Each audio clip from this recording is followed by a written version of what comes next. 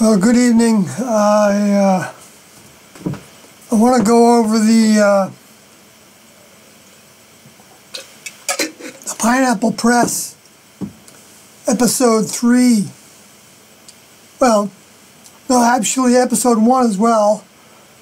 But I guess I'm going to do it in reverse.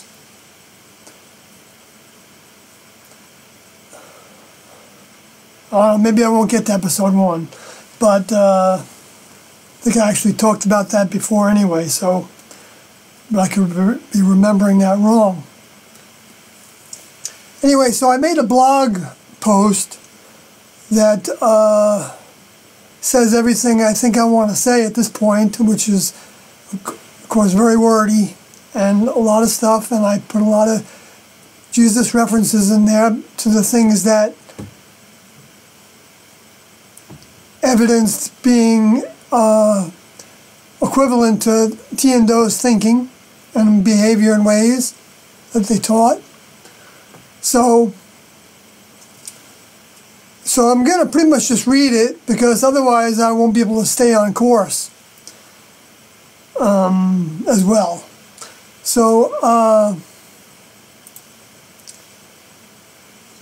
So Pineapple Press, episode 3, the way I titled this post, which I'll put a link to in the subject or in the description of this video, is Pineapple Press, episode 3, Judges T, a hypocrite, using a preconceived hypothesis based on rumors and broad assumptions. So here are my comments for episode 3, The Mothers, from the Pineapple Press podcast series, Heaven's Gate. I'm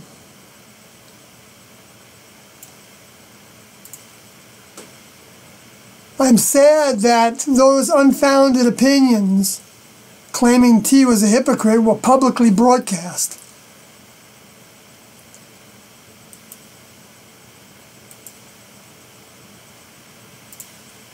Here I address the main points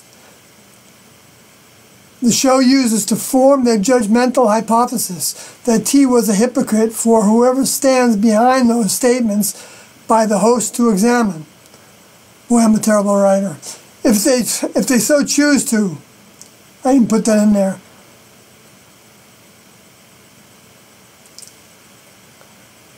Anyway, in my opinion, they are at best true psychoanalyzing T and sloppy guesswork to appear to build their case in support of their preconceived beliefs. None of their accusations have any common sense to them. For all anyone knows, T may have thought Terry could have become an overcomer. Though none of this reveals T had that on her mind, by claiming she was a hypocrite and wanted to get out of is kin to people claiming that man hasn't been to the moon. It made me wonder if the writers felt the story wasn't sensational enough or too much of a positive slant on T, so they decided to go for the throat to build a case where there is none. Manufactured evidence without any humility behind the opinions. However, I still tried to address the accusations. Terry, T's vehicle's daughter, who never was a student in Tiendo's classroom, said she received 47 letters over the 12 years T was out of her life, while students weren't given near that many options to communicate with those they left behind. So first off, Tiendo were the teachers, and all the students who stayed, at least on the surface, needed to recognize that or leave, as Tiendo never wanted anyone there who was not going to give their all to the process of overcoming their humanness under their direction. It would be quite the equivalent to sign up to be a student to a physics teacher who would give a student homework they themselves didn't need to learn because they already knew that subject inside and out. Now, I know that it's hard to imagine for many because they were teaching us to become non-human. Yet Tiendo knew that course and proved it to me and many others, and all of them were thinkers, far from blind, naive sheep. I'm aware that's hard to fathom, but it's the truth. There is a great deal of evidence of. I'm going to add in a little something here, is that we were woken up. Our vehicles were captured by our mind, but the minds that were returning as souls from the next level, from the next level's keeping, whether those souls in the next level's keeping had vehicles or not. So that includes all the souls that are right now back, and that number might be 144,000. That's what it appears to be. I tried to break that down to see if that number was 144 or 144 tribes, and it might be all those things. Knowing the next level the way I do, and what all they taught and provided through the prophecy in throughout the book of Revelations, and everything Jesus taught, and everything the Old Testament prophets said, and everything Moses said, knowing that some of the things that Moses said and that the Old Testament prophets said could have been distorted. Actually, Tiendo said that they felt like some of the Moses things were distorted. So maybe that's the things that they were supposedly someone was stoned to death for not obeying by the Sabbath. Well, maybe that did happen. I don't know. I'm not saying it didn't happen. I'm not going to go into the justification for that, but the fact is that the next level owns all the vehicles. And if one of the vehicles is so out of whack that they're disturbing the classroom in any way that the teachers decide or that the older members feel is disturbing the classroom, well, then they're going to take them out. Take that vehicle out. It's like pulling up a plant to them. A plant that's is a weed that's trying to eat away at the students before the next level wants to allow it to happen. So anyway,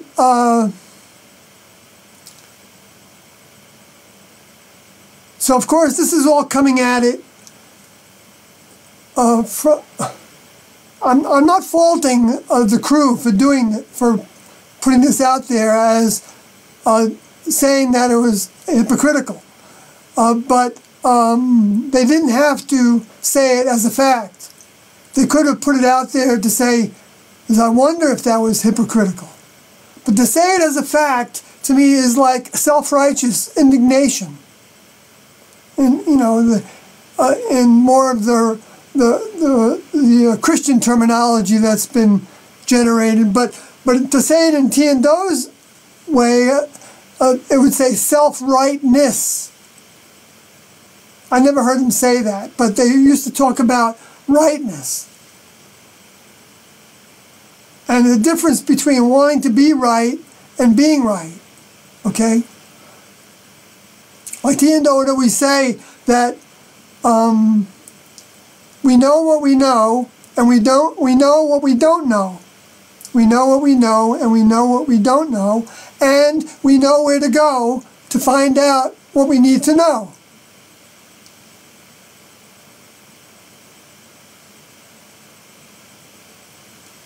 We know the source. They know their source are their older members. So I know what I know, and I know that Tiendo are that source.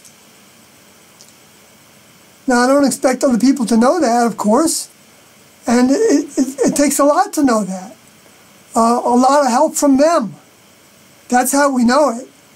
not because of our own earning it, although we do have to earn it. But we don't, the only way we earn it is by pleasing the older members.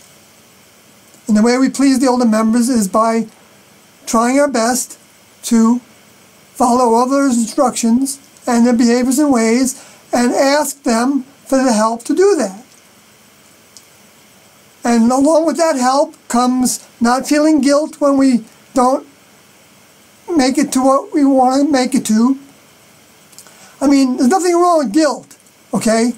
Because guilt can help you overcome. I'm not saying that, I shouldn't say that. I feel like I got a correction there. But T and Do at one point, actually after T left, I believe, that Do had us tell him all the things that we might feel guilty about in our lives. And they did give us an example about not feeling guilt about having a nocturnal emission if we didn't stimulate it. If we stimulated it, then we were breaking the rules, breaking procedure. So that's what we're shooting for. So I'm not going to give anybody, I'm not going to pretend that, well, Do said that, but the second group of individuals that T and Do said are those that aren't strong enough to go all the way like that. Okay, so those that have weaknesses, but still recognize their older member. So that's why I say that even though it's using an excuse to justify indulging in sensuality, and sensuality could be crying, but the biggest form of sensuality is sexuality, with others, especially. And the reason I say that is because that's why sexuality is related to giving our all, making a commitment to somebody else, and that's why Jesus and his father T and Do provide the lesson steps to have some order to our procreation and our sexuality, bring some order into it. And that's what they did in the Old Testament with Moses. And then Jesus took it the next step further, was helping people detach from spreading it out by having, laws for divorce that weren't intended. They would have preferred that we stick to having one mate for life.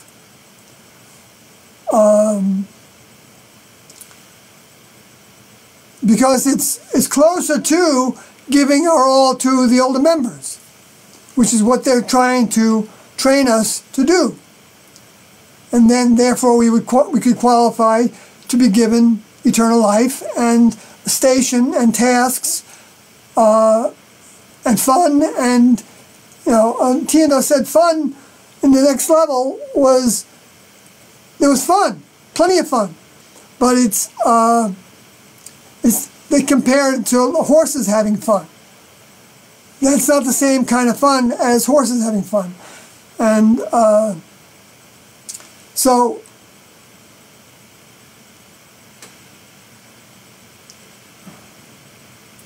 anyway, I'm not going to go any further with that, I think, at this point. I think so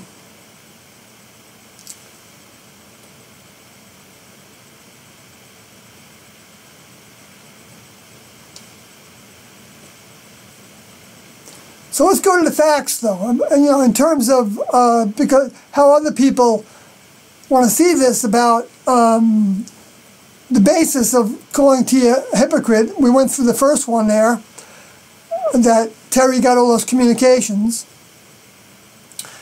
and the class. I can go through all the communications that the students were permitted to have, although for the first 10 years I didn't have any communication with my parents. Okay, the parents of this vehicle. So, and the brother and sister, or any of the other relatives and friends that I had in the world. And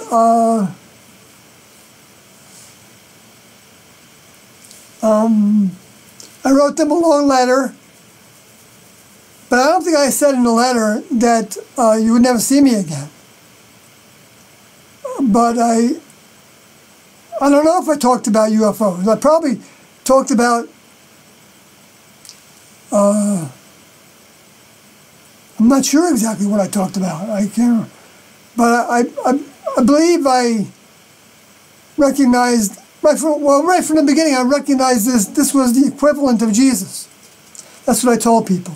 I don't want to go through all of me again. I don't want this to be about me. So let me move on. Well, I'm just trying to give you the example that we did have communications. Alex Odie had a lot more communications because, with his mother, Nancy Brown. And I was on the phone sometimes with Alex Odie, talking to his relatives. And I'm not sure if I remember if he was on the phone with one of his brothers, or at the time, or Nancy Brown. We had a reason for that. I think I explained it all in this document, so I'm not going to just go through all that. And I also talk about in this document how T instigated all the big steps, the biggest steps.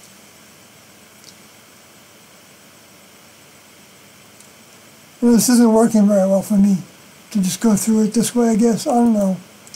Maybe it's all right.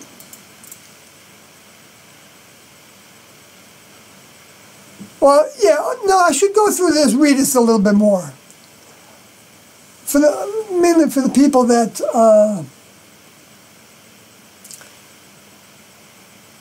well, you know what? For the sake of brevity, it's on the screen, so you guys can read it if you want to. I'll just keep on going down with hitting some different points that.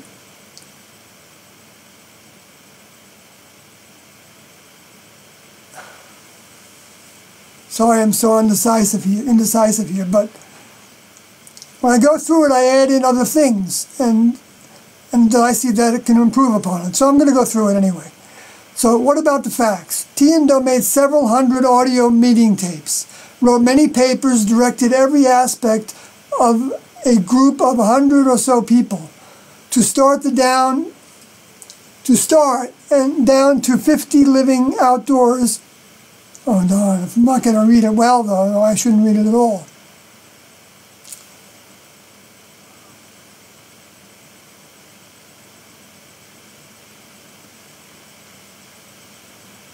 What I'm trying to say is that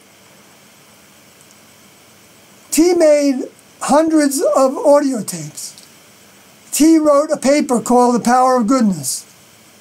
And that's posted on my blog. And it's also linked to it, I think, in this document here that I'm reading. T also gave us a whole bunch of meditations.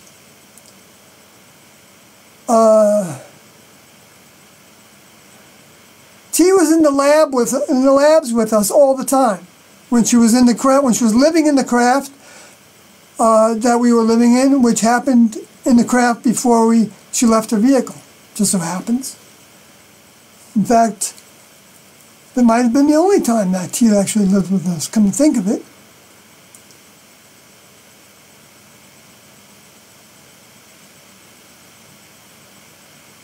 Although they had a trailer outside of our first craft, actually, in Colorado, that was parked outside the craft, so that it was in the mountains near Golden. Forgot the name of the town right now, but anyway, and then of course she lived in the retreat group in Black Hawk. That's where every member of the class ended up visiting several times. So So sometimes she would come into the lab to answer our questions.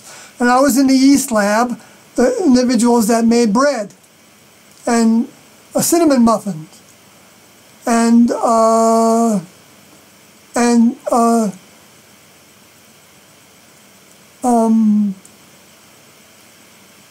3-part yeast rolls that were made out of 3 different parts to make a clover looking. I forgot what you call them, but we made those.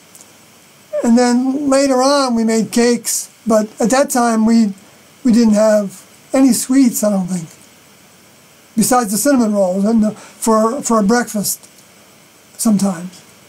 And it wasn't for a treat though. Anyway, by the way, I think the ultimate diet is the Transfiguration diet. And I think you can still get it on the web. I hope so. If you can't, let me know, and I'll, as soon as I get it transcribed or copied, and then put together as a book. Yeah, we got to get that to happen as an ebook too. Yeah, definitely.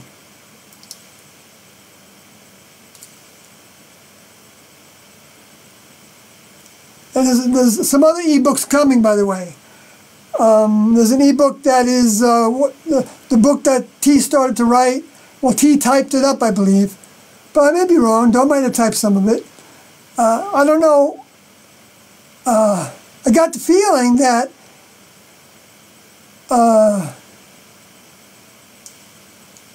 you know, I shouldn't say. I'm going to just say that T and Do wrote it. Well, except there's part of it which talks about how, isn't it going to be interesting that that,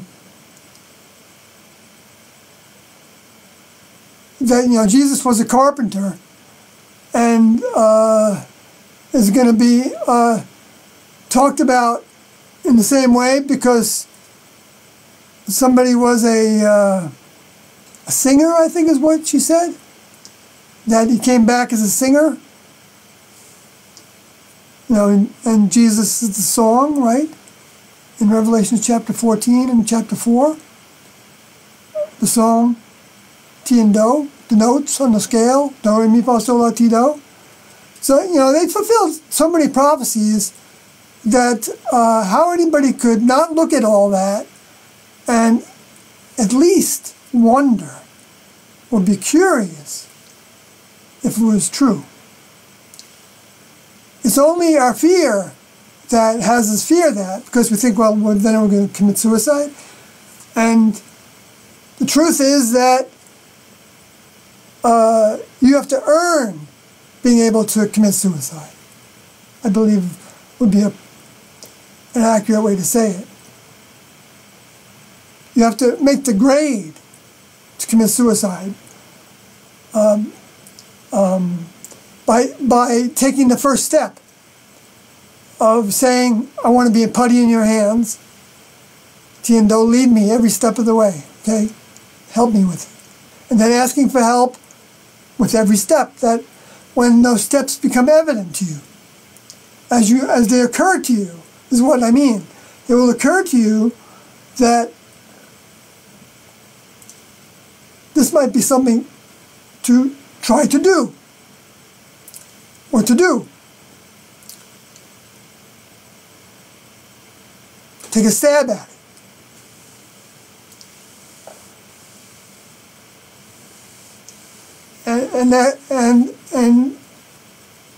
And what was made very clear to me when I went back and looked at another document that I've been posting on the internet that I did type in, that came from the book UFO Missionaries Extraordinary,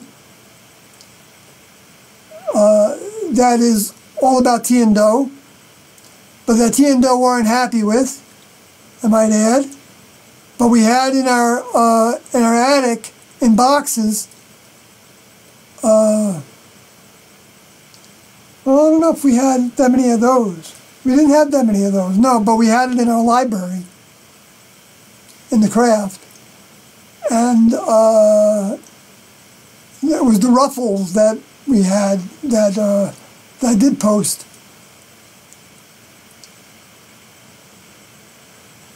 That we should make ebooks out of those too. I can't believe I haven't done that before. Make an ebook out of the Heaven's Gate book. Jeez.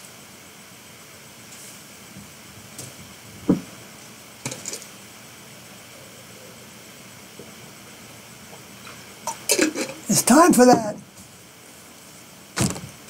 Anyone that wants to do that, that would be the work of getting the information to the public, disseminating the information. We have everybody has to work.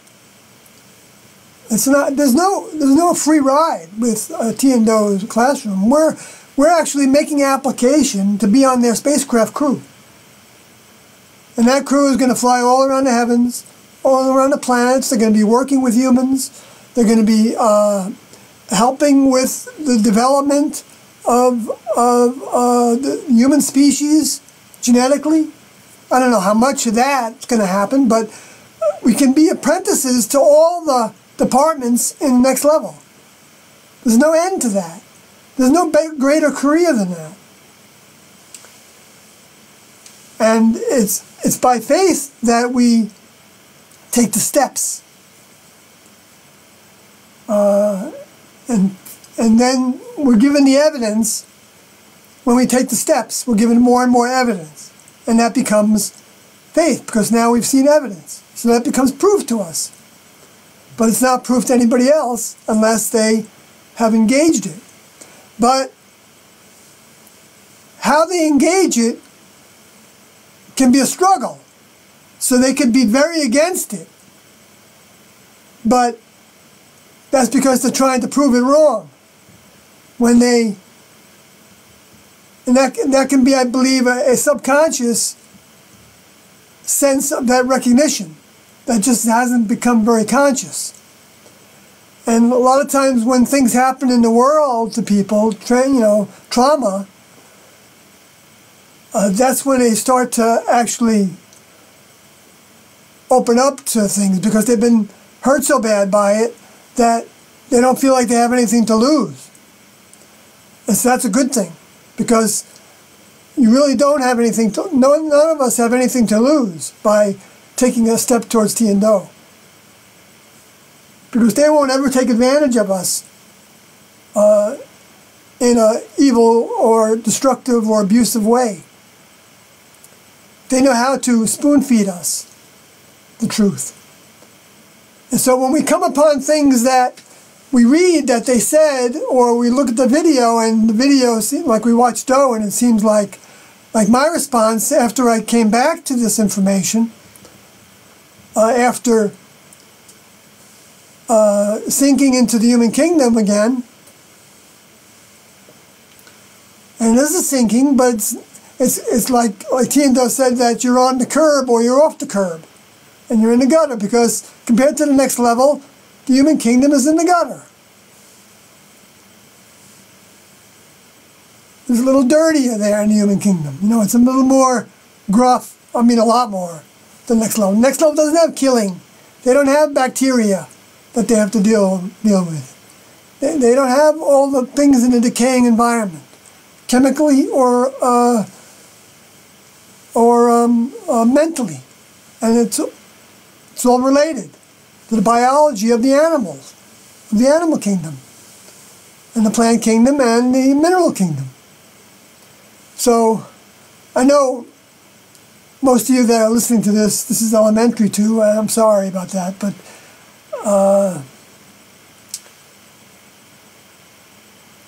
it doesn't hurt to hear it again, because it's like the next level, you know, have layers of awareness of all this. And so it means more, the more of their mind that we take in. And the way we take in more of their mind is by observing their mind and putting their mind into motion with us, and then observing our giving of their mind to other people. Tiendo taught that you have to give it away in order to get more. And that's why they were prodding us all the time, that we would draw from them, want more from them. And that's how they did pressure us, if you want to put it on a pressure level. It isn't, even Jesus said that there was a time where you're pressing into the next level with I don't know if the correct word was violence, but that's the word they translated it to. And I want to say that, Jesus, Tiendo said that everything that was said in the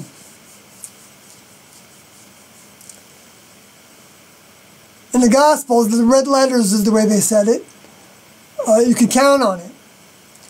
But that didn't mean that you could count on necessarily the exact translations that were used in every aspect.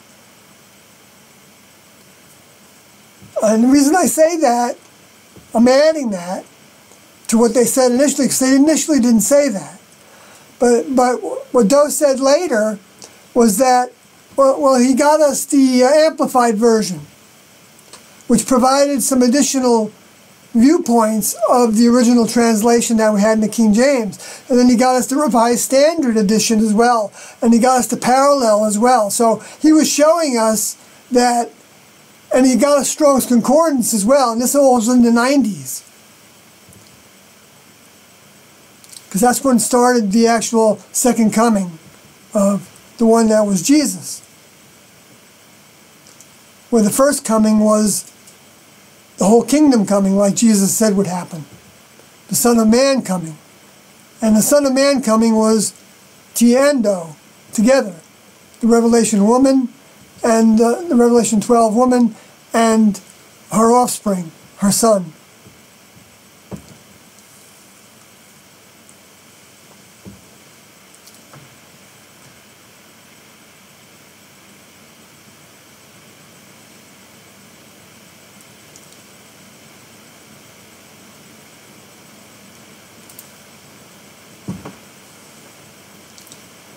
If anybody has any ideas on somebody to send a postcard to about this, then let me know. I don't mean a person. I mean like an organization, like a New Age center or a bookstore or a co-op, or where people where people gravitate to a health store, a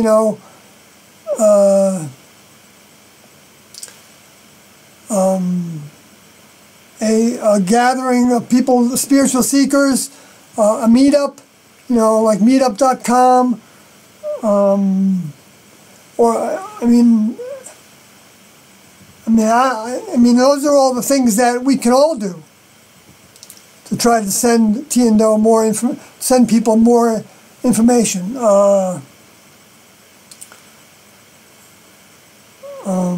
Start Facebook pages, start to blog,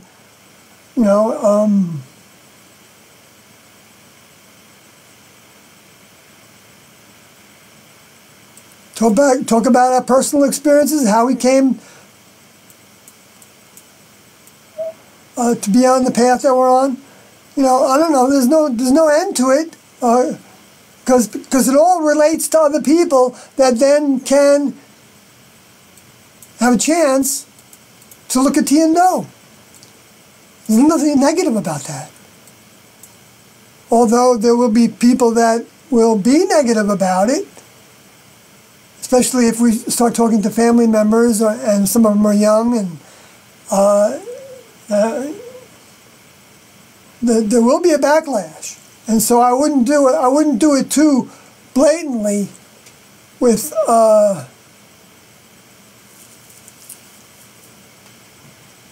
like, you don't want to throw your pearls before swine. That was a teaching from Jesus. And Tiendo didn't teach it in those terms, but when they told us to go out and tell the truth and test the churches, on the road, holding meetings and going, from town to town, talking to people in the churches and asking them for help. That's also an option. I don't think that would not be an option now. If somebody, felt that was what they felt to do.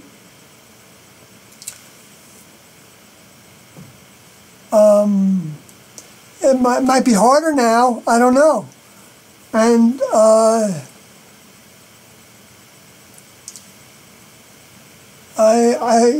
hope I would have had the.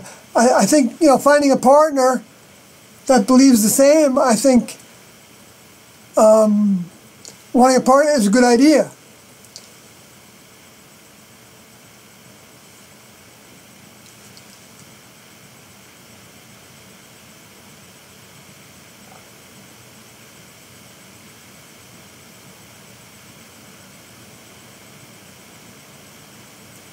And I will help with that if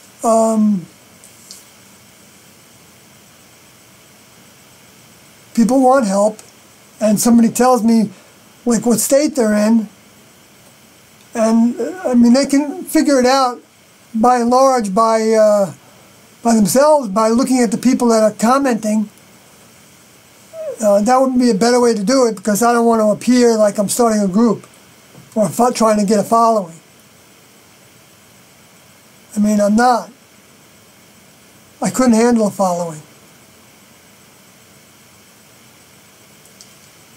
I'm not strong enough, I don't think. I don't know, maybe. I shouldn't say that because it's not fair for me. That'd be like saying that Tiendo, I'm going to limit my service only in this way. So if Tiendo want people to relate to me, face to face, at some point, that's going to happen. I'm not going to turn that down.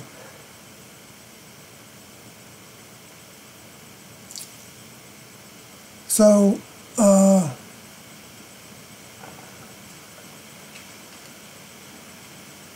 but you don't need me. I know that.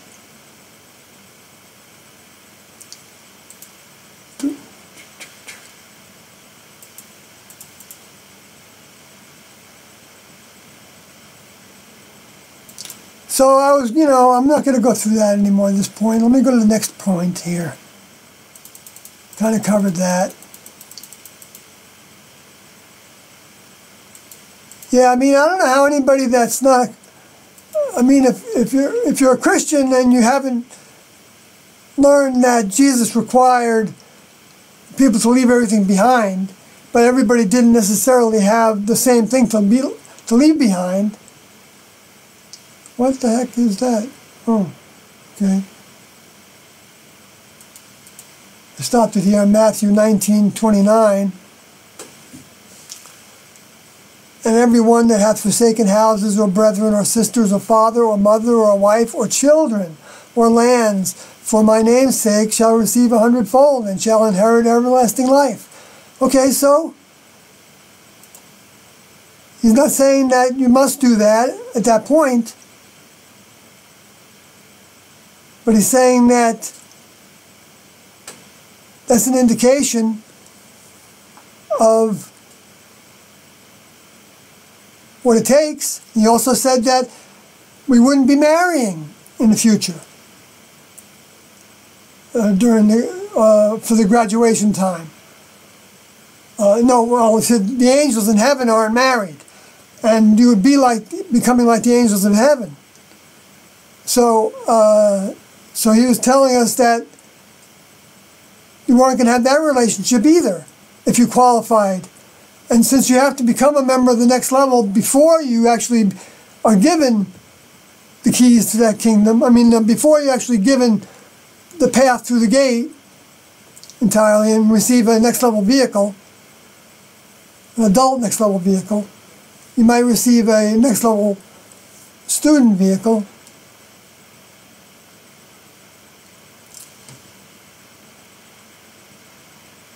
Which is, I suspect, that all the members, anyway, I don't want to talk about that. I've talked about that before.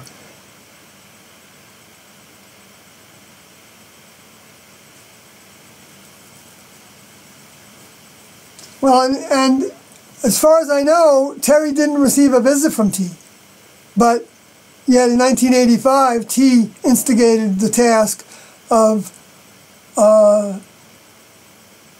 everybody who wanted to and felt like there was somebody in their family or friends that had a lot of anxiety about their whereabouts.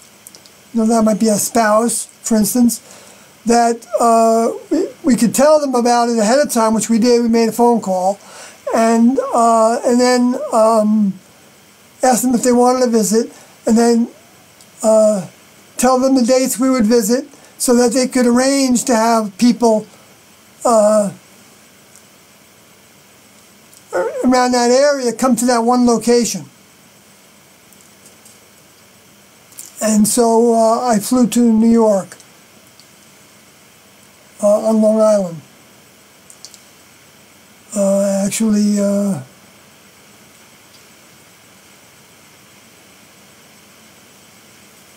Plainview, actually. And where I grew up, that house no longer exists, so it doesn't make any difference that there's no family there. Family of the vehicle. That I'm somewhat estranged from anyway, at this point.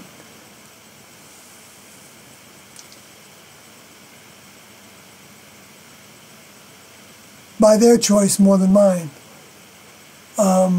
And my brother he moved many states away from where I live, and he's got his own life as well. So we're not estranged, but we're.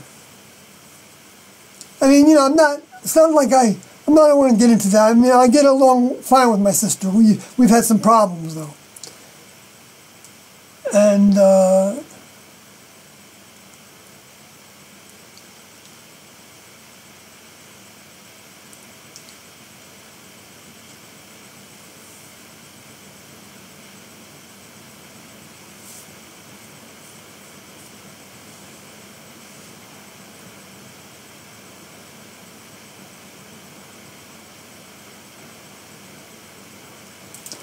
Anyway, I don't really want to talk about me anymore. I talked about it here, though. So let me go to the next point. There was another part of a letter that I saw reported, perhaps by the New York Times, from 1997, that Terry thought meant T wanted to get out. That said something like, I'm in too deep to get out. That wasn't brought up in this episode 3, which, you know, I was interested in why they didn't bring that up. But anyway, and so what I say to that was that T was in too deep to get out. But she didn't want to get out.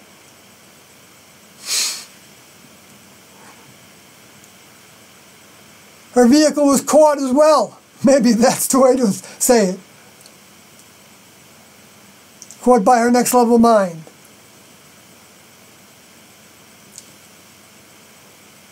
I mean, I can imagine that she said that in part because I think she told Terry that she would come back.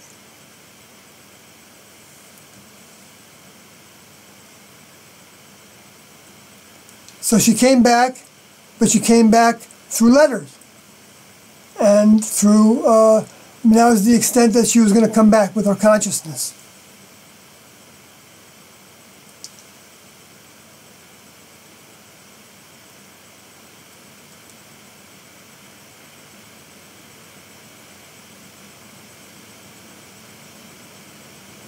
But you know, she always said from the very beginning that she came to get Doe started. And Doe didn't tell us this, I think, till after she left. I'm pretty sure. Because I don't remember T talking about it, and so he wouldn't have, if he brought it up with her, then, you know, I don't know if, I say her, but it's really him. Her vehicle. His vehicle. That was in a female vehicle. Sorry, I'm getting tired, I think.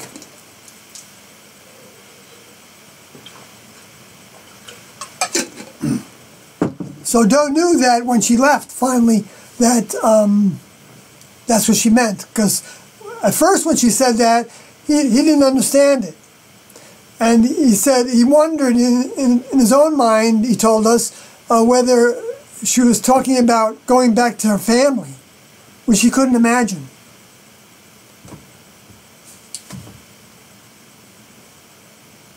So that's like Doe being witness to that T didn't want to get out by saying that. I don't know if that's on a tape that Doe made after we left. It's certainly possible. I wish those two would release those tapes. I don't know why they're not doing it.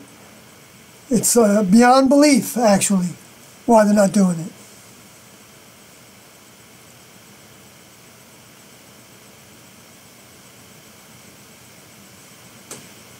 Maybe if enough people ask them to, maybe they will.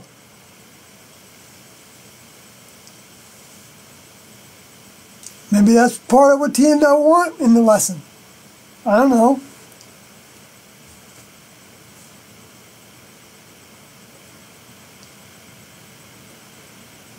I don't know if there's any limit to what they might do to, short of harming anybody.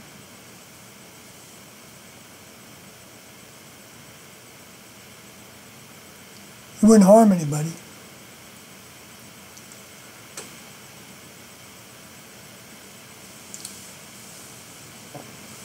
You wouldn't threaten anybody with harm. I know that. And you wouldn't even talk about it. That would be entertaining the influence of it, I think.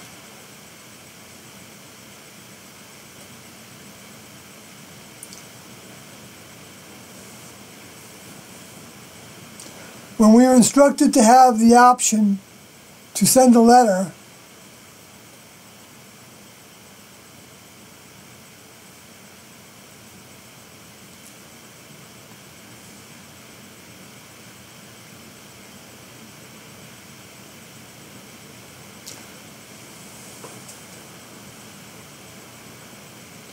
never mind, I'm not going to read that anymore, that part.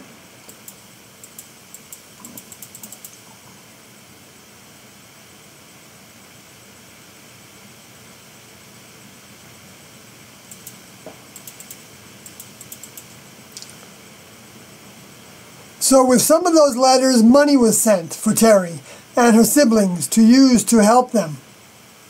Oh, the screen isn't showing the same.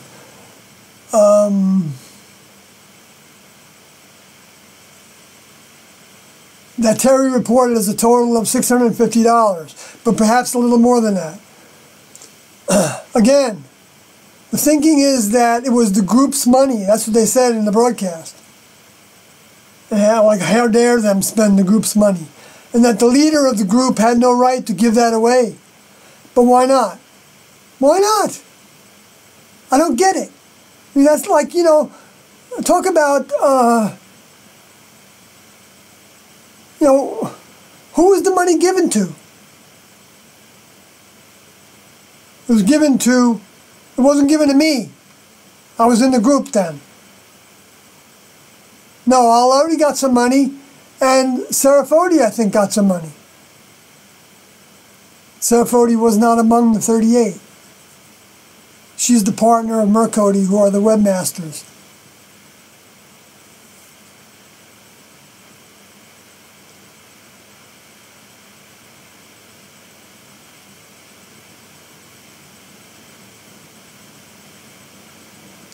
And we did have bank accounts sometimes.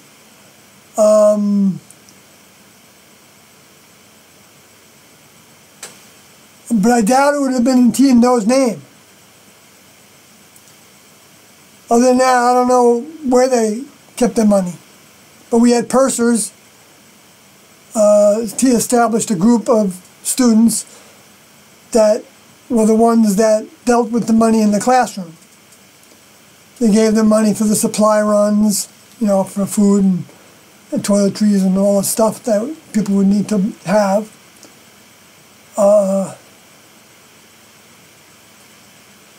And then T&O supported us for the first 5 years on that money, on I believe Al-Lodi's money. Sarah Forty's money, I think, came in later.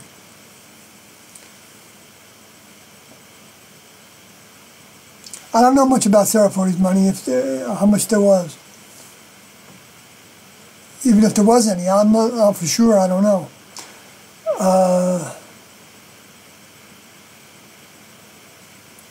So, and during those 5 years, you can read about all the stuff they bought for us. You know, they made a big camp for us. We had generators that we buried underground to keep the lights going, so that we could have a little bit of time after the sun went down to have activities, to have meetings and things.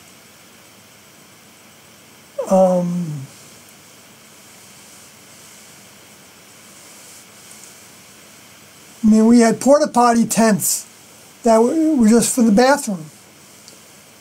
And we had, so that you weren't just digging holes, you know, everywhere and all around the wilderness, you know, in those big ranches. They leased the land to put on a big ranch that was, you know, maybe hundreds of acres, maybe thousands, who knows. But I mean, you drive like a half mile to get to the road.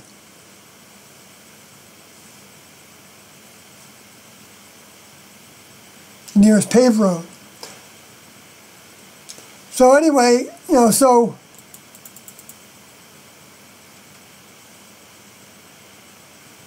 to say that he was hiding these things from the group is the generation of deceitfulness.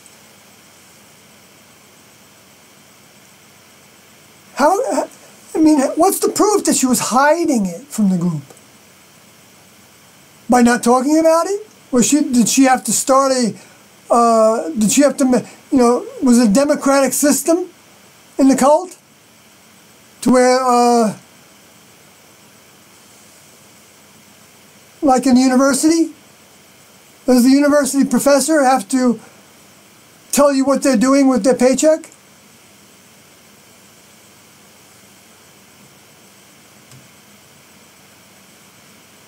The donations, or even tell the one member what he was doing with it. Al-Lodi would have, he's the one that was wearing that Dr. Seuss cap. And he wasn't making fun of,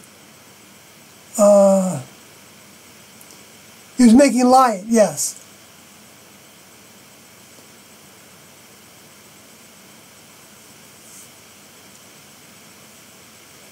But it wasn't downplaying the seriousness of what they knew they were doing and that they preferred not to do. But they kept on continuing with the plan because they kept on getting the go-ahead. Doe and each student. Because they didn't examine it one time. They examined it for years. When Doe first brought it to them, the option, the thought of taking it upon themselves, which was in August of 1994.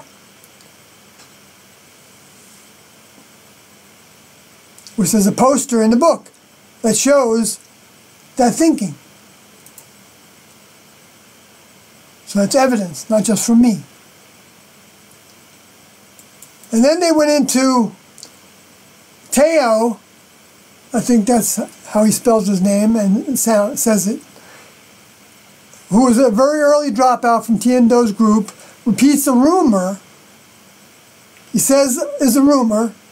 Well, he doesn't say we're using rumor, but he says something that he heard, I think. He was told, something he was told that was something to the effect of, the two became so disheartened and thought maybe we got this all wrong. Maybe we are not who we think we are. Which I never heard them say. But I think I have some ideas of how that may have come to be. You know that game Telephone?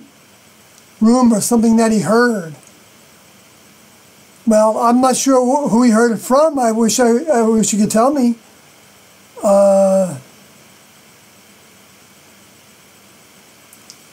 Maybe Shield Odie? I don't know. Or maybe somebody from 1987. Maybe from Mark and Sarah. Maybe from Rio. Maybe something that Rio heard from Mark and Sarah. That would be my guess. Because I think Mark and Sarah was still there in 1997 before they were pushed out of the classroom, the way Jan Odie put it.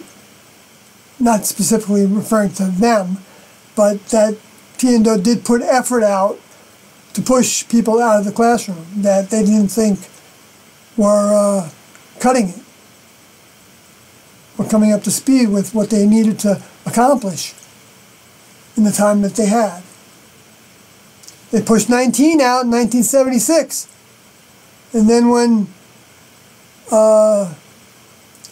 Mercody didn't want to abide by the lesson step, I could be wrong, it was called I Could Be Wrong, which had to do with giving our total trust to T&O. So that even if they said something was, the leisure ports were polka dotted when we all thought that they were greenish. It didn't say that, but they were saying hypothetically that if those green leisure ports that we saw as green were polka dotted, then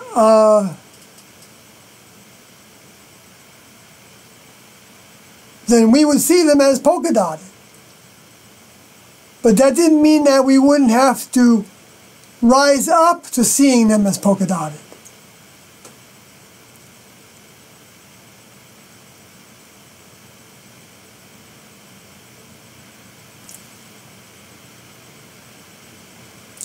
Like when T told me that I looked green to her, which I think happened twice. Maybe she just said it twice. See, that's the problem with memories. They can start to fade. That's the benefit of saying all this and writing all this down while I can still remember it.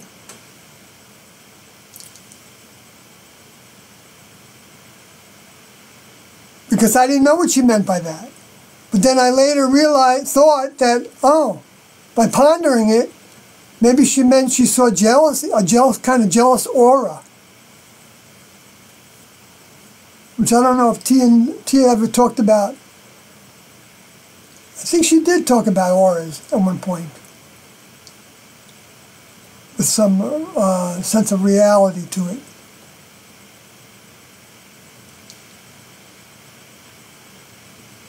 Well, she definitely said that we had our own solar system and it was a magnetic field. You know, whether you could see it or not is another story, I think. But she certainly didn't. She tried to teach us how to see more of what exists. Okay? With this eye exercise that had to do with focusing on like an object in the distance. Not too far, you know, something that you can see really well, like say the face on a picture, or the hat on somebody's head. So you're focusing on that, and then you change your vision. You try to only see that hat.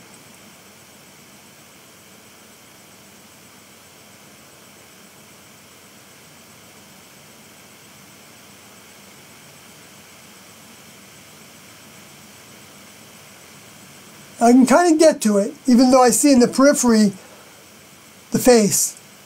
I can tell when my consciousness just goes to the hat. But it's not my total consciousness, it's just part of my consciousness. And then when you get to that, And it's good to do this with an object that's easy to see, you know, doesn't have so much difference in it. You know, like a nail on a tree, for instance, you know, and getting close up to it or something, you know, I don't know. I'm trying to think of what it would be, you know, a leaf. And then you back it up and you allow what's with your eyes to see the periphery of what that one little object is. And that becomes an exercise, and you do that back and forth.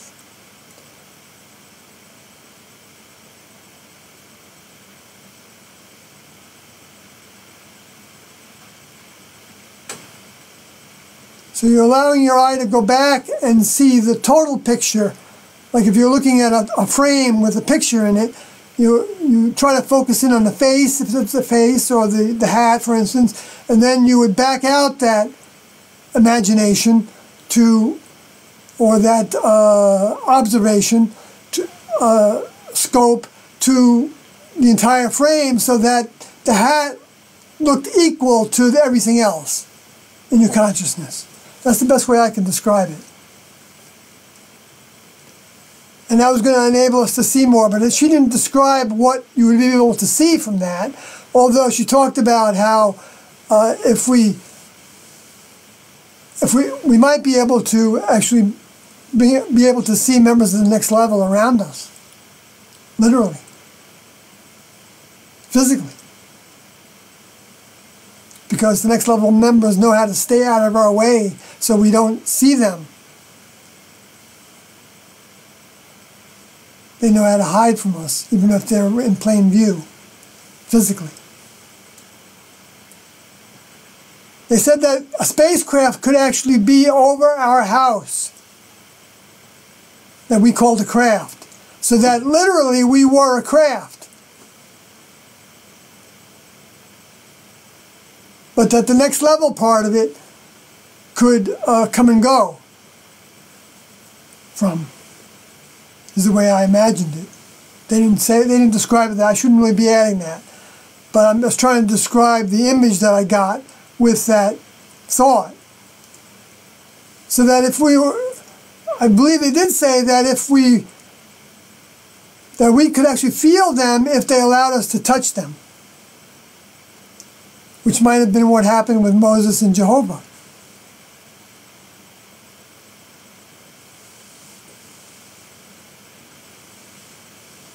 I don't know what we would feel. But I wondered if it'd be the way that Jesus compared to birth of spirit as becoming whole, becoming having a physical characteristic that's equivalent to the wind. And the word wind and spirit was the same word. You know, pretty good clue, right? I thought so when I first dawned on me. It's like, whoa!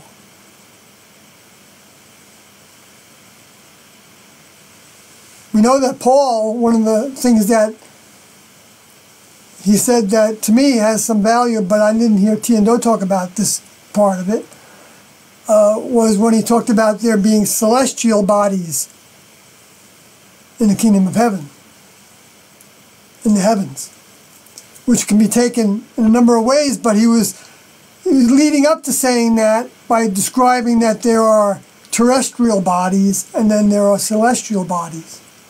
See, so in other words, different kinds of containers. That was advanced thinking. So I'm sure he got that from one of the disciples of Jesus. That heard it from Jesus. Because you can't imagine something like that unless the next level gives it to you to imagine, I think. Well, I take it back. If the next level puts it in the database, then we can imagine it. Database meaning maybe the spirit world. Because they said that's where the inventions came from. And whether that's through discarnates, because the next level does also seed the planet with the negative side that we can think. That's what the Luciferian space aliens provide for the experiment, so that we have the choice to go in their direction or to go in the next level direction. To go in the direction of mammon, mammalian, seed-bearing plants, or non-seed-bearing plants that become evolutionary level above human, physical, biologically, and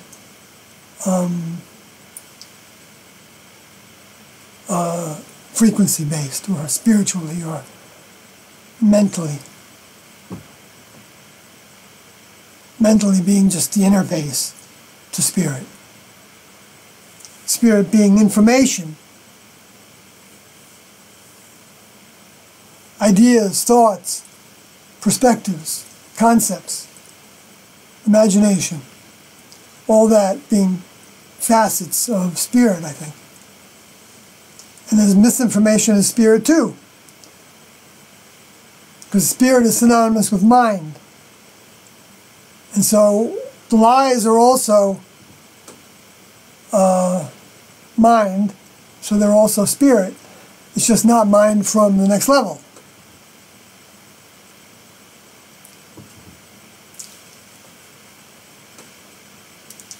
And that's why Jesus was the Word, described as the Word, because he was the flesh representation that the Word came through. Because he was made of that. He was seeded with that, and that awakened in him, and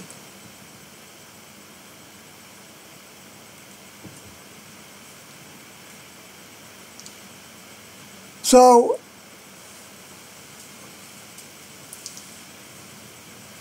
if they wanted to get, I mean, addressing this thing that was in 1987, Doe said, actually, I'm not on the right page here talking about this.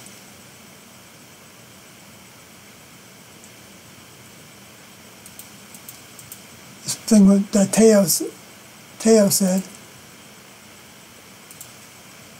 Sorry, I'm not focusing on what I was doing there. But so,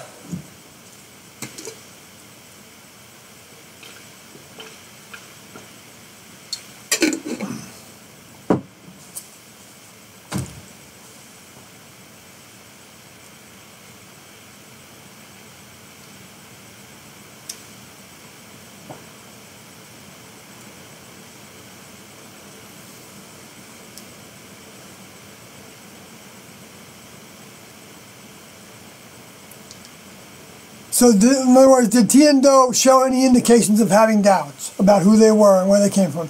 Well, the only indication I got of that was, I never got that about T and Doe together. But after T left, Doe said to us, I think it might have been before he said that we need to be who we are. He said, what if I wasn't who I think I am? Would you still want to be with me, follow me? He didn't say he wasn't who he thought he was. He was proposing the question of what if I wasn't? Now somebody could have heard that and said Doe was questioning his being from the next level. But no, that's not what he said. He said, what if? He proposed it as a what if. What would you think?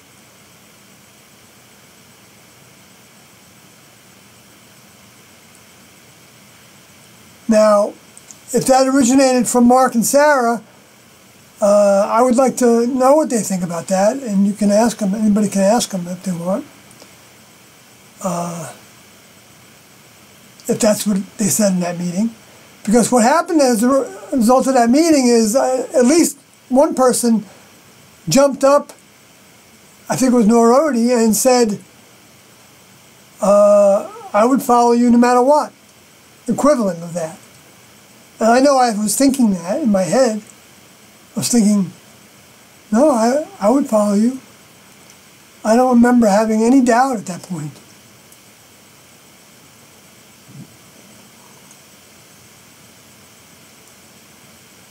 I didn't ever have any doubt, but the fact that I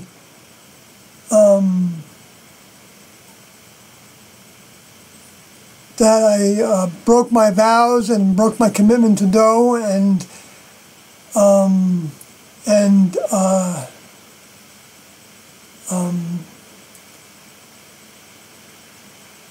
broke the slippage, the major offense of being deceitful by hiding the fact that I had masturbated,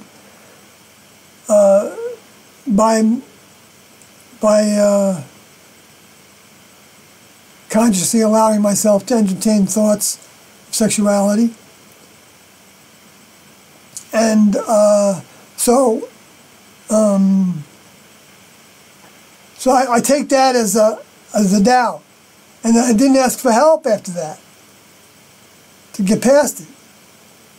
And I learned from Carlin later on, in fact, just less than a year ago, that Do said that because I hadn't kept up with my lessons in that regard, I guess regarding sexuality, sensuality, T removed some of my next level consciousness from me, some of my next level recognition, maybe that's the way he said it, from, and so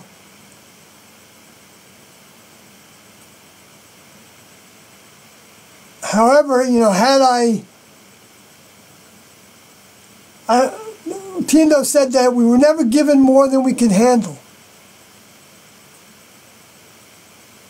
So I could have handled it, but I didn't. And so that was my doubt that I'm talking about now. And then when I was coming back into reawakening a little bit, was because T and Do gave me back some of that recognition, I think. I don't know when they gave it back to me. Maybe right before 1997 when I went public, so that I'd be able to serve them by telling the truth about what I knew at that point in 1997. Maybe that's when they gave it back to me, because I got it back from dreams, I think, is the way that it translated to me, and signs, and streaks of light, 2 occasions that I'm aware of, and then having me capable of seeing spirits in the room. I've talked about this before, so I'm not going to keep on going through that, because then I'm talking about me again.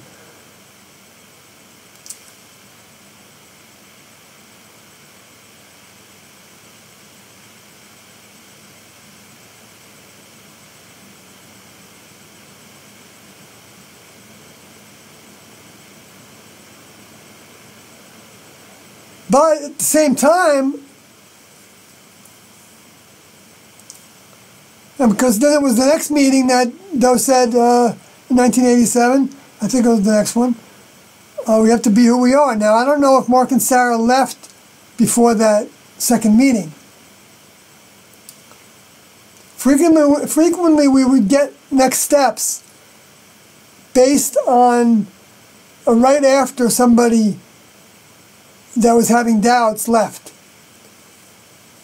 because you can't not want to. That was the form of doubt that Mercotti gave into, I believe, and Sarah Foti went with Mercotti. So it was like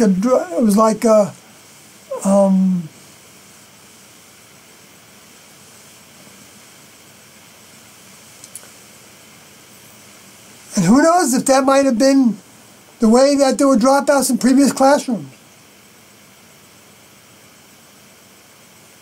in a different civilization.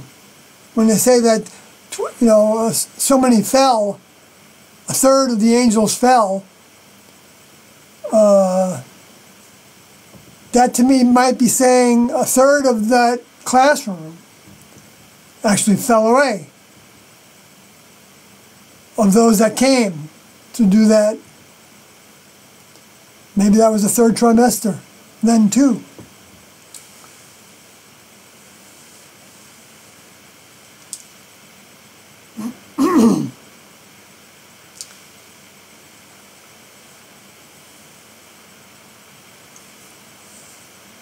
And then they kept on falling. Every time there was a new trimester, those same ones that were given the opportunity to, because T&O said that all the souls that came would be going back. So, but that doesn't necessarily mean that all the souls that came during the Jesus time are going back, or all the souls that came during the Moses time are going back, or all the souls that came during the Adam time are going back, or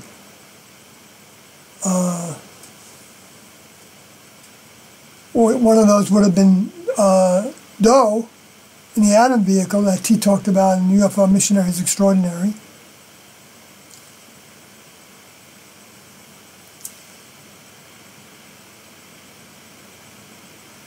And that Lucifer was one of them.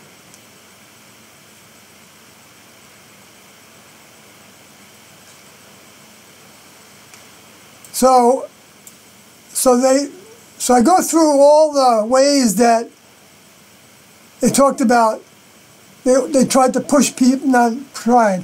They put effort into pushing people out of the classroom that didn't have what it took to be there and fulfill the task, in their opinion. And doing that, in their opinion, in their evaluation, according to their older members, gave them that perspective, because they were tools for their older members. That's the way it works. I think we can assume that T and Doe were parts of that chain, so their opinions were not their opinions. Their opinions were, unless they said that I don't know if this is coming from T's mind, if they said something like that, Doe said something like that, which I don't know if he ever said that or not, that I ever heard.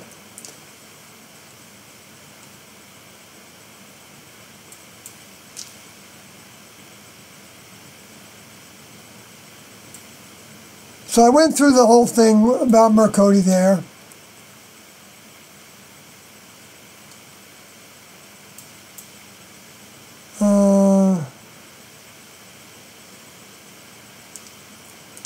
But part of that is like the way Jesus said in Matthew 16:24. Then he said to his disciples, "If any man will come after me, let him deny himself, take up his cross, and follow me." So they had to deny themselves, deny their own self, their will. Just like thy will be done on earth as it is in heaven, is saying to God, I want your will for me, and the will that you have in heaven.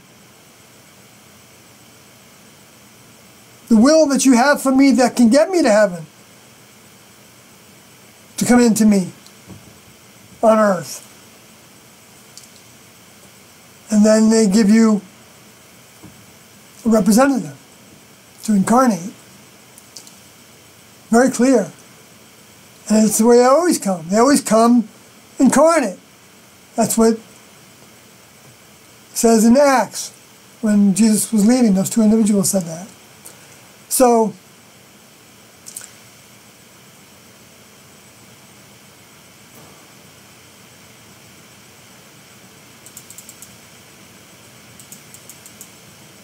and then, I mean, can you imagine asking somebody for their will, and then a little while after that, years, giving vague ideas to people that you're not who you say you are? I mean, how could you live with that? I mean, wouldn't the whole class drop out at the point that T and Doe were alleged to have said this?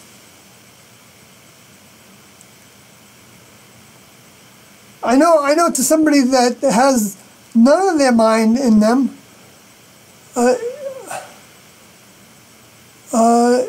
they would say, yeah, they became brainwashed. So yeah. I guess it's possible, right? Although we have no examples of it, even the Jim Jones people, we have no example of it because they were all forced. Which is another document in my blog talks about all the differences. But then ended up, T was the one who instigated commitments to Doe. She didn't say make a commitment to me. She said make your commitment to Doe. And she said that with Doe present in a meeting. And she told us that Doe knew that we needed to do this, the way I remember it, make this commitment to him, but he felt awkward about asking us to make that commitment to him at that point.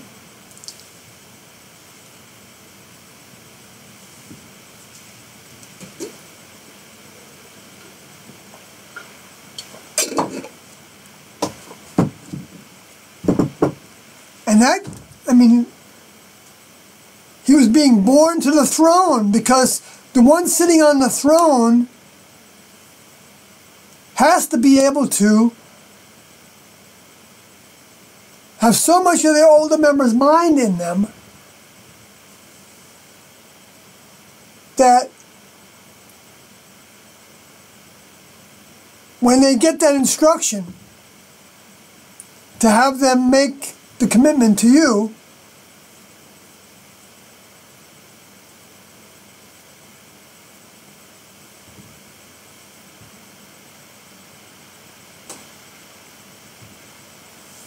you have at the very least, knowing that it's true and that you want to do it 100%,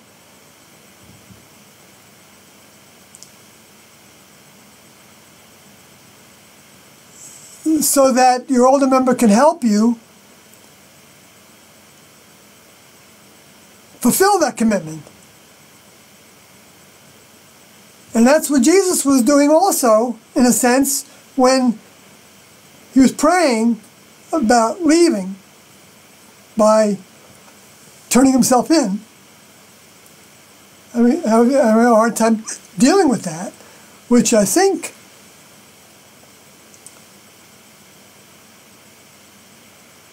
it might have been, I'm not sure if it was after the Transfiguration when he got instructions to do it, but I think it was. Yeah, that's right. According to the chronology of that, that he knew that that was the reason he came, was to do that task, is what he said. But he was asking if that cup could be passed from him.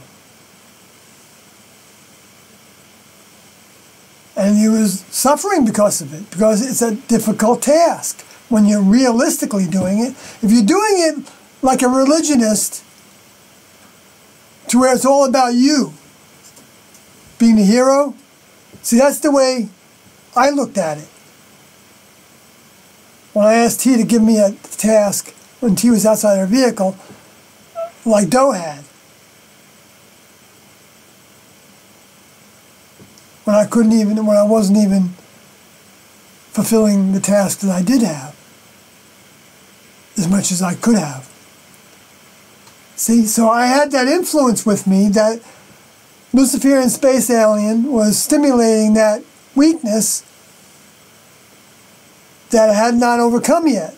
And that weakness was wanting to be special, wanting to be seen as something special, wanting to be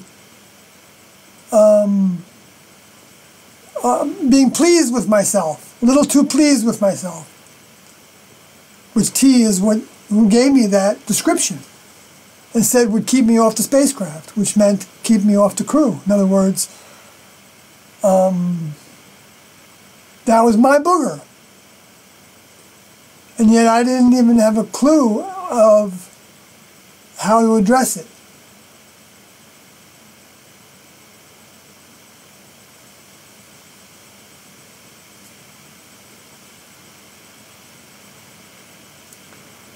So Noah was strong enough to override whatever the Luciferian space alien souls could have been telling him in his head when he was Jesus, to pray about it, to talk to his older member about it.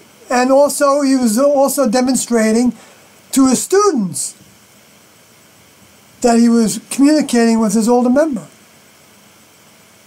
teaching them how to do it as well. And so the soul that is the older member Do could have designed that ahead of time to where he would only have enough of his mind in that vehicle so that it would be a challenge for him to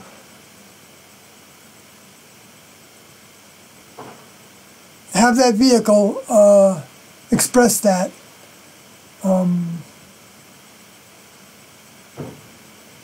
that wondering if the cup could be passed from him. Just like T was given things to think that she said, like that we'd be leaving in months or at the latest 5 years, and that you'd see our bodies going up. When those things were changing, and those things did change. But those things changing didn't affect those that had returned and had enough of their next level mind in those vehicles and enough of that recognition of who T and Do are. Didn't affect them at all. Any of the changes. Didn't make any difference to us. Because we knew who T and Do are.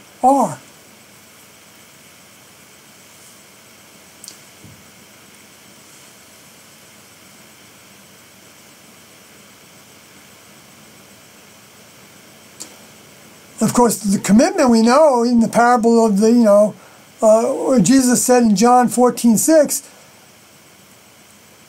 Jesus saith unto him, I am the way, the truth, and the life. No man comes to the Father but by me. In other words, you got to make a commitment to me. You got to do everything I tell you to do if you expect to receive eternal life, receive membership in the level above human. Because he has all the truth. He's only saying what his Father has given him to say.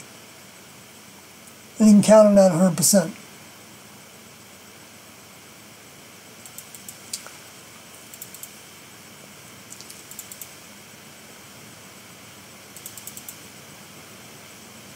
So since I'm responding to Teo's statement,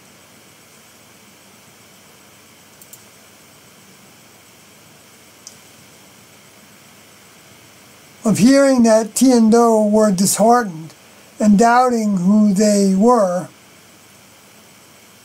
which I never saw, I can say I saw Do distraught on 3 occasions. Okay, so disheartened was, I think, the word that they used, according to Teo. So I was thinking, okay, now what does that mean, disheartened? Well, I wondered if disheartened was what I experienced 3 times with Do, of him being, the first time was at T's exit, he was depleted. I would say depleted of, and he felt lost, you know, he didn't know where T was, you know, he weakened, I guess, from that. In one meeting, and after that, I only knew about it because I knew from little things he would say that he still missed T terribly, and that sometimes he felt her in his room, and when he did, it was like such a breath of fresh air for him. You know, it was fantastic for him. He never indicated that he saw her physically. Saw T's vehicle, next level vehicle, physically. That I remember. I think I would remember something like that. And I hope T and Do would help me remember things like that.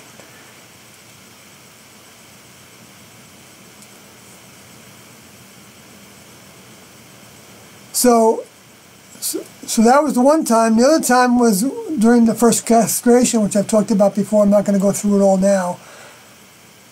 I'm just going to leave it at that. You can read this document.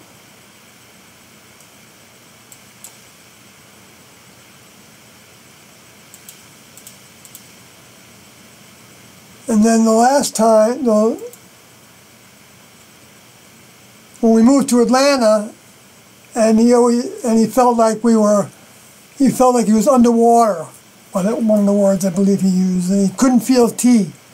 He couldn't feel T with him. And by that time, that was around 1987 too. And by that time, I'm not sure if that was after Mercodi and Serafodi left. So it might not have been. So, you know, that might have had something to do with Mercodi and Serafodi's feeling as well, because I'm going to have you read about it, but you know, he was concerned about all the effort we put to move to Atlanta and how much money we spent on the 3 houses that were leased in Atlanta and the Peachtree Dunwoody area. You know, kind of an expensive area of town. A craft for him, a craft for one half of the students, and another craft for the other half of the students.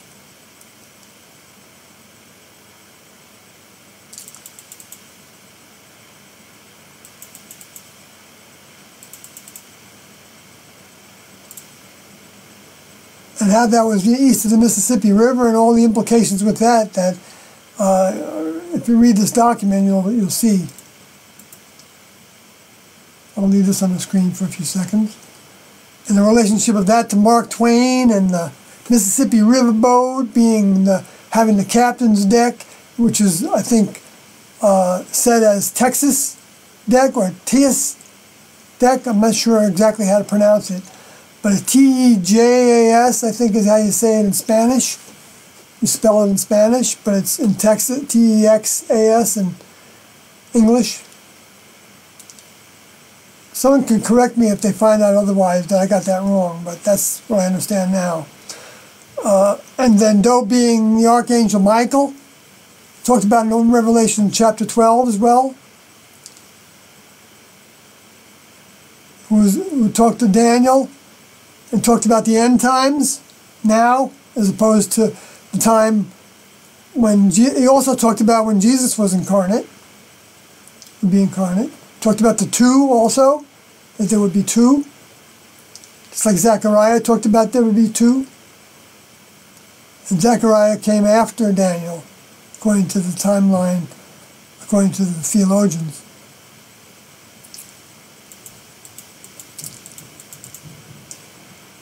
Then we got the next part of the letter that Terry used in the episode to look like it was a big basis of her thinking that T wanted out. That read,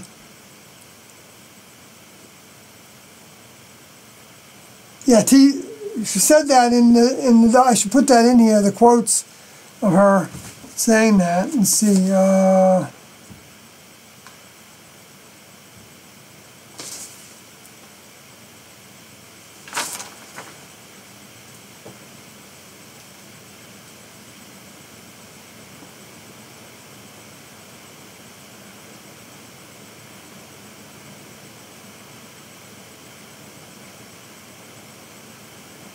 Well,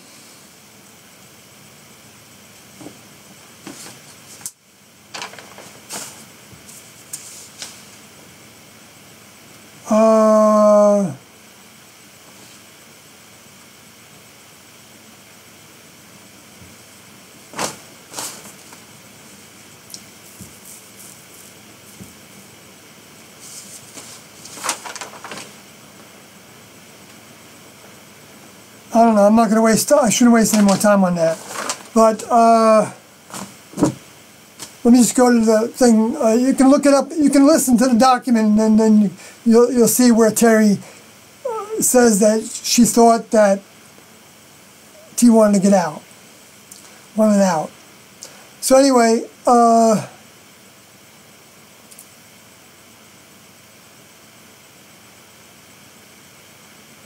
so the part that I'm reading now, though, is where she says that the part of the letter said, "Be good." This is a letter from T to Terry in 1985, I think.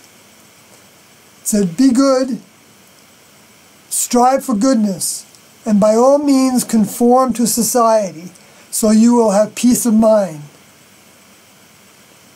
So what I have to say about that is that Terry wasn't in the classroom, nor was Terry the older member teacher of an overcoming classroom. So what T would say to her is not what she's going to say necessarily to her students. What's wrong with wanting her vehicle's daughter to have peace of mind? She was accused of plenty as being a cult leader, so I guess that opens the door for her to be accused of simply showing love and kindness. We also had instructions to conform to society, though I can't recall using that word conform. When we started to get jobs in the 1980s, T&O had a crew.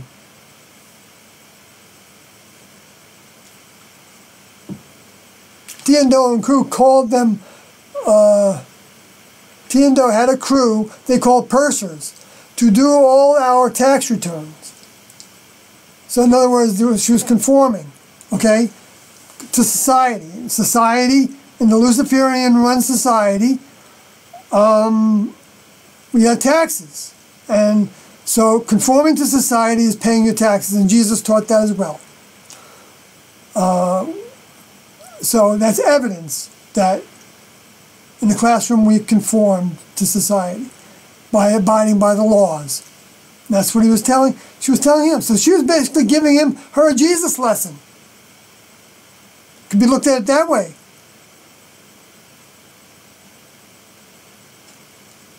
A Jesus second trimester lesson, because there are second trimester souls here now too. I'm not saying I don't know if I'm a third. I mean, I was capable of being a third trimester soul, but right now maybe I'm just working on the second trimester lessons. You know, one thing T&O said, they said that it was possible that there were some in the classroom that didn't come from the next level. So that would have been maybe some that were saved on ice.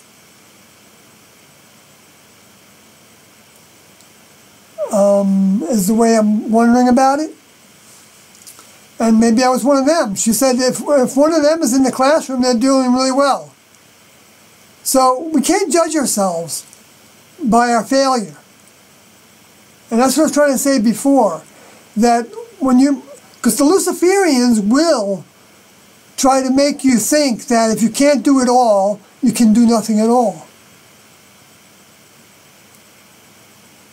Give as much as you can give to T&O. And when you fall short of that, which is going to happen, because it's not an easy task, you're going to fall short of it. If you didn't fall short of it, then you would graduate right away. I mean, hell, well, I mean, heck, if you don't fall short of it, then power to you. T&O didn't say that you would be ever held back.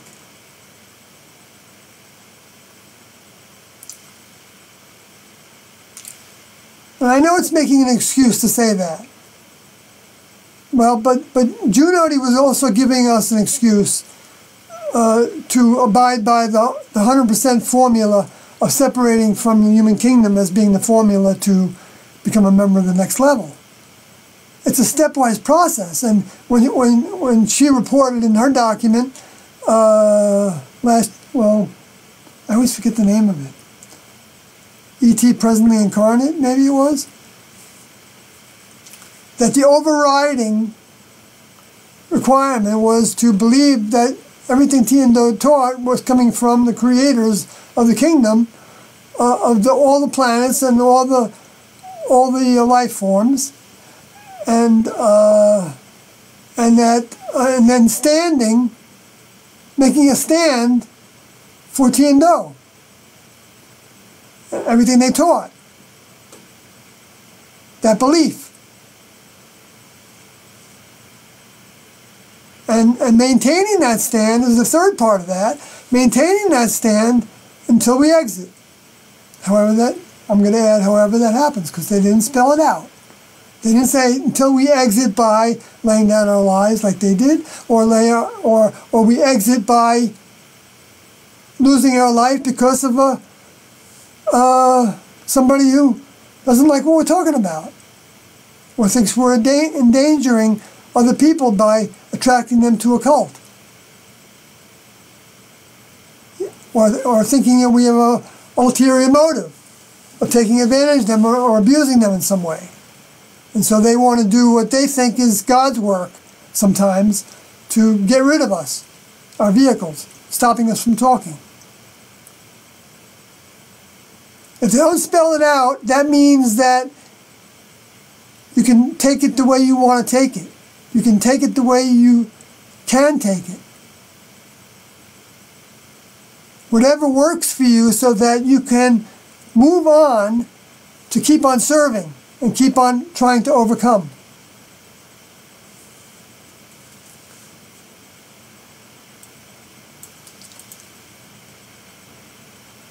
We also conformed to society when they said to us that that the procedure was to not go more than 2 or 3 miles per hour over the speed limit.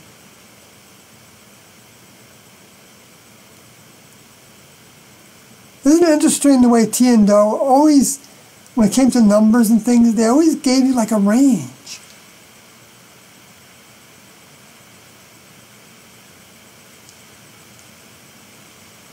In other words, you could go, so maybe the best thing would be to try to only go 2 miles over the speed limit. But if you go 3 miles over the speed limit, it's okay. You know, that can be looked at as the same kind of pattern as having multiple classrooms. You know, I don't know, I'm probably making something out of it that I shouldn't, but or that doesn't exist. So who knows, maybe I'm going too far with my own thinking about it, you know. That can be a problem. So watch out for that.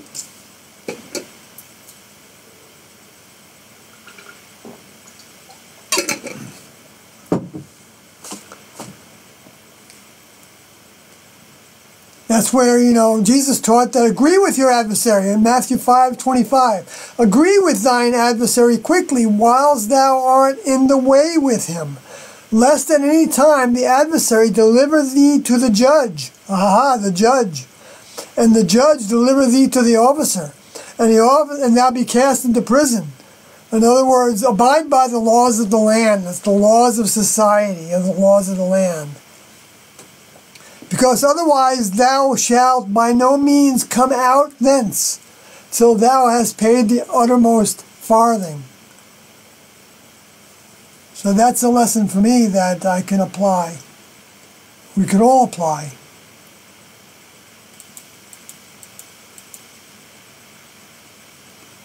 And that then you'll have more peace of mind than being in jail. You won't have peace of mind in jail necessarily. And you'll be able to work for the next level. What if they put you in solitary confinement?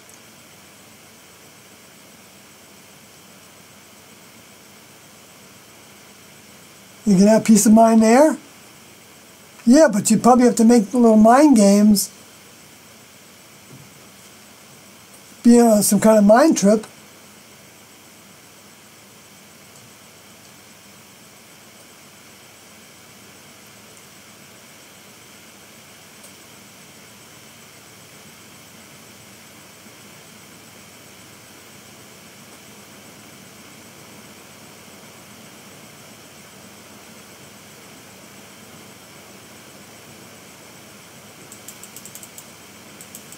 So I give some perspectives of that from my personal experience, so that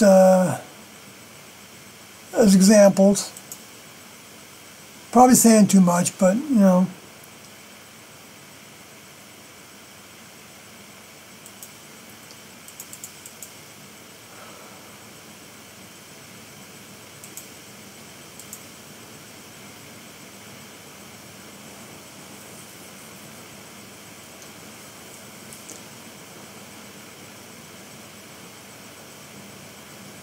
And I talk about, I'm not sure that's in the right spot. Anyway.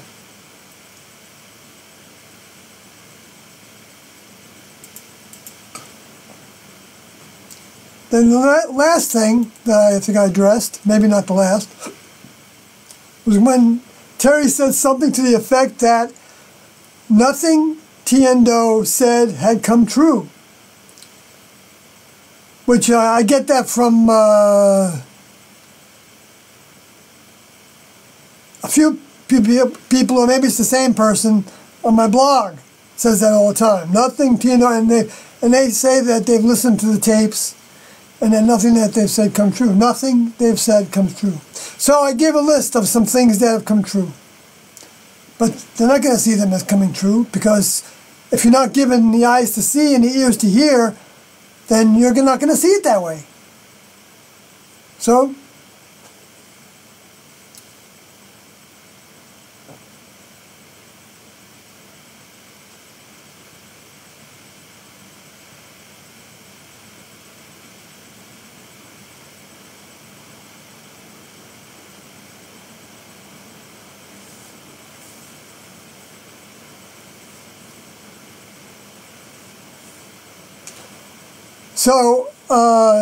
in terms of the return, well, you read it, or maybe I'm making this too long. You can read this.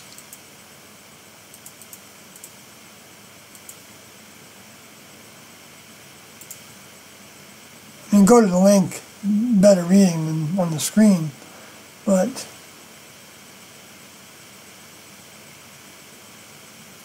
what do I know, right?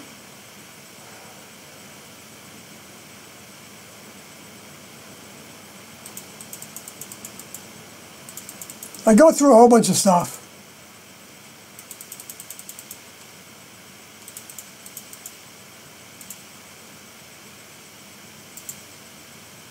Those who say nothing ever happened that Tiendo predicted. Okay, so now, first I gave you a whole bunch of views where they changed from what they originally said, but then they maintained that change for many years, okay? Like in 1976, they still believed that the demonstration might still happen. They never actually thought that wouldn't happen until 1994, when they said we might need to take it upon ourselves. Or when T left, maybe that was the first time Doe knew for sure that wasn't going to happen that way. I guess that's probably true, but I don't know. Doe didn't talk about it that way. He didn't, he didn't justify everything they said in the past. They didn't try to justify themselves. They didn't justify anything to us that I'm aware of. I mean,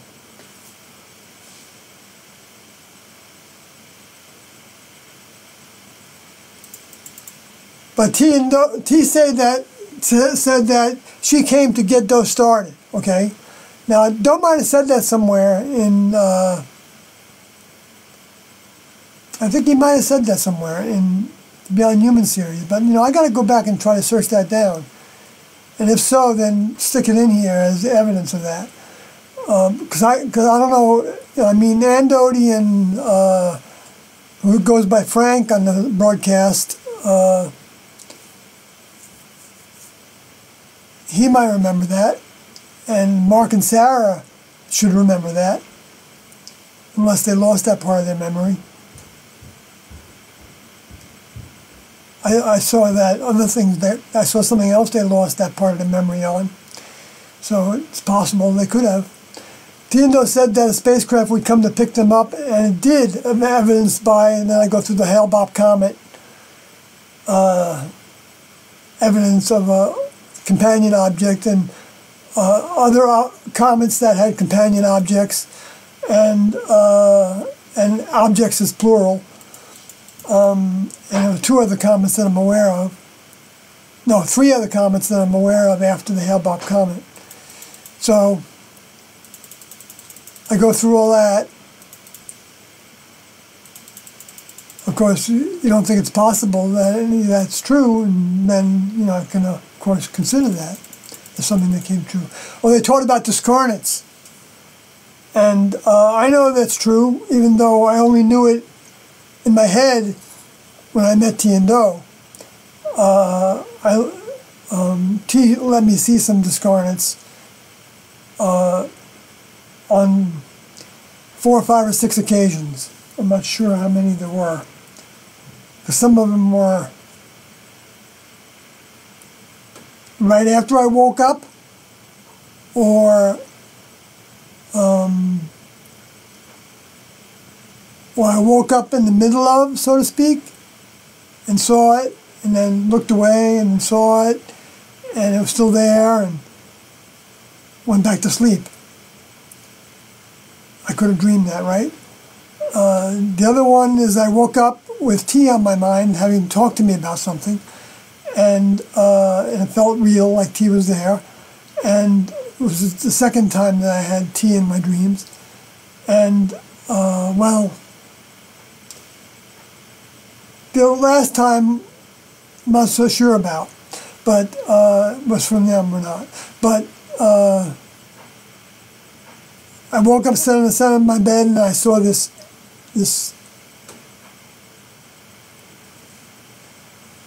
like, I talked about it before, so I'm not going to go into, but it looked like the size of a child, and it looked like it was gliding, and it looked like it had a black sheet over the head, so you just saw the head and the shoulders shape glide by me in 2 to 3 seconds.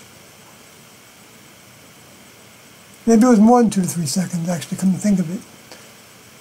Made the hair stand up on the back of my head, my neck, when I went to look for it, and I couldn't find it. And anyway, so I'm not going to go through that anymore. And then you got all the evidence, you know, of people that have talked with spirits and have seen spirits, and so, I mean, maybe that's not evidence to anybody. But Jesus talked about evil, you know, spirits, and casting them out of people and stuff. And you can look and you can see where dreams are talked about in the tapes and the audio tapes. I think Al-Lodi shared a dream. I don't know if it was put on tape or not. We didn't tape every meeting. Most of them, though, we did. Starting in 1982. Before that, we didn't tape any meetings that I'm aware of. I might be wrong about that. But we certainly don't have a library of them. This idea that... Oh, it's all right. Well, you know, I guess I went through that enough. And there's some other points about the tape is we never said good morning to one another, the way they portrayed it.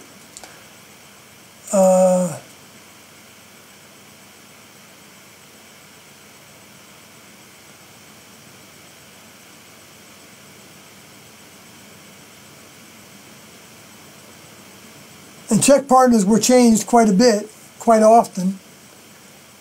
Though maybe not that often in the first 9 months when we were traveling around.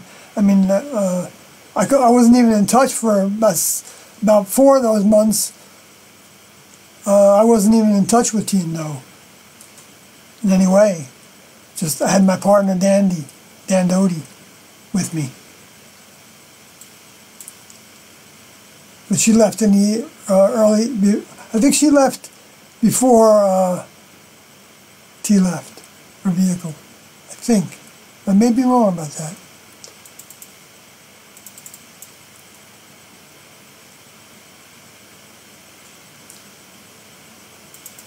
So I ended this with, remember how Jesus spoke about judging others, saying the way we judge others, we will be judged? That's what seems to be the case in calling T a hypocrite. Perhaps the ones doing the judging of who is a hypocrite are the real hypocrites, not wanting to face the ways they are hypocritical. I don't know. That's just the way I think about the way Jesus talked about that.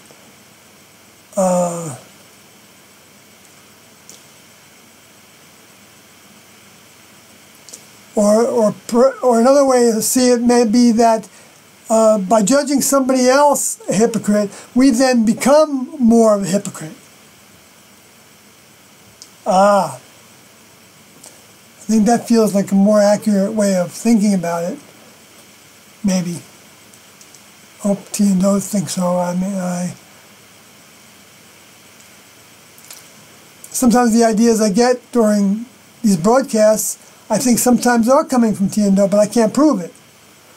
And so, just take it with a grain of salt and compare it to other things is the best I can say. But you can know one thing for sure is that it's not limited to just one way of thinking about any one thing. And if it's a positive, then it has more potential of being related to something that T and Do would say. A positive in terms of relationship with the next level and their behavior and ways. Understanding the things that they say and have said in the Jesus scriptures or whatever. Anyway, so I hope this has been of value to somebody. Have a good night.